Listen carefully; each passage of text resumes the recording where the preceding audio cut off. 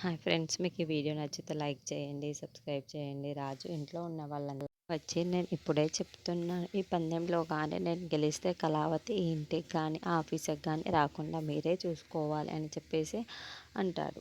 ఈ ప్రాజెక్ట్ ఎలాగైనా సరే నేనే గెలుస్తాను, నేనే గెలిచి తీరుతాను. ఆ కావ్య ఈ ఆఫీసుకి కానీ ఇంటికి రాకుండా ఎలాగైనా చేస్తాను అని చెప్పేసి ఆ మాటలు వినగానే అక్కడున్న వాళ్ళ బామ్మగారు, తాతయ్య గారు నవ్వుకుంటూ ఉంటారు. అది చూసిన రాజా, తాతయ్య ఈ పందెంలో కానీ నేను గెలిస్తే మాత్రం కావ్యాన్ని ఎట్టి పరిస్థితుల్లోనూ ఇంట్లోకి రానివ్వను అని చెప్పేసి అంటాడు.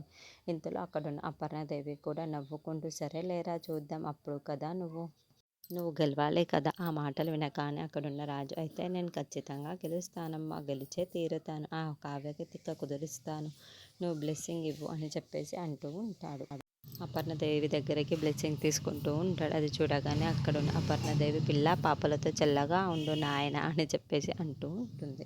ఆ మాటలు వినగానే అక్కడున్న రాజు, మమ్మీ నువ్వేమని ఆశీర్దిస్తున్నావో నీకు అర్థమవుతుందా, నీ ఆశీర్వాదాన్ని తీసుకొని వెళ్ళి ఆ ఫ్రిడ్జ్లో పెట్టు అని చెప్పేసి అంటూ ఉంటాడు. ఆ మాట వినగానే అక్కడున్న వాళ్ళందరూ అయితే నవ్వుకుంటూ ఉంటారు. ఇంతలో అక్కడున్న రాజు మాత్రం ఇది ఎలాగైనా సరే గెలిచి నేను చూపిస్తాను, అప్పుడు మీ అందరికీ ఏం చేస్తానో చూడండి అని చెప్పేసి అంటూ ఉంటాడు.